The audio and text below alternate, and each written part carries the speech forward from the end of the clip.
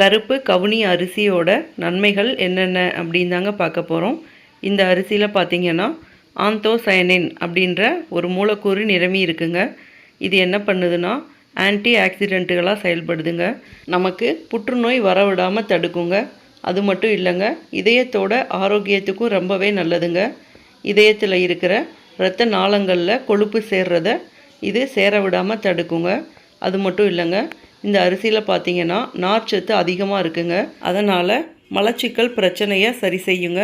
அதுக்கப்புறம் வெயிட் லாஸ்க்காக டயட்டில் இருக்கவங்களுக்கு இது ரொம்பவே ஒரு பெஸ்ட்டு உணவுன்னு சொல்லலாங்க.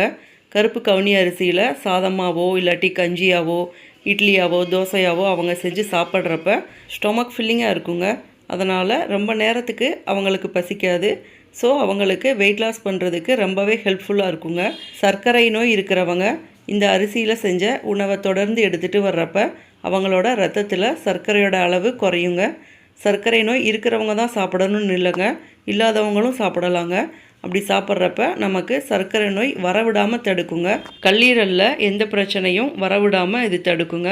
அது மட்டும் இல்லைங்க, நமக்கு ஏதாச்சும் அலர்ஜி இருந்தாலோ ஆஸ்துமா இருந்தாலோ அதெல்லாம் குறையிறதுக்கு ரொம்ப ஹெல்ப் பண்ணுதுங்க. ஒரு சிலருக்கு பார்த்திங்கன்னா வயிற்றுக்குள்ளே நீர்க்கட்டி உருவாகுங்க. அந்த நீர்க்கட்டியை உருவாக விடாமல் தடுக்குதுங்க.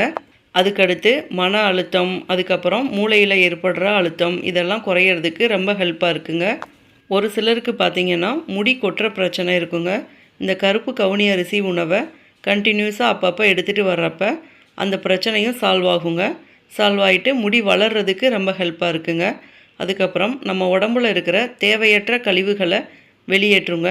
அதுக்கப்புறம் நம்ம பிளட் ப்ரெஷரை சீராக வச்சுக்கிறதுக்கு ரொம்ப ஹெல்ப்பாக இருக்குங்க. இந்த அரிசியில் அதிக நார்ச்சத்து இருக்குங்க.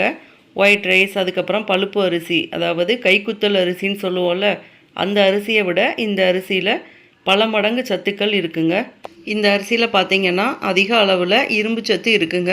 அது மட்டும் இல்லைங்க, கால்சியம், பாஸ்பரஸ், மக்னீசியம், ஜிங்க் இது எல்லாமே இருக்குங்க. அதுக்கப்புறம் பி காம்ப்ளெக்ஸ் விட்டமினும் இருக்குங்க.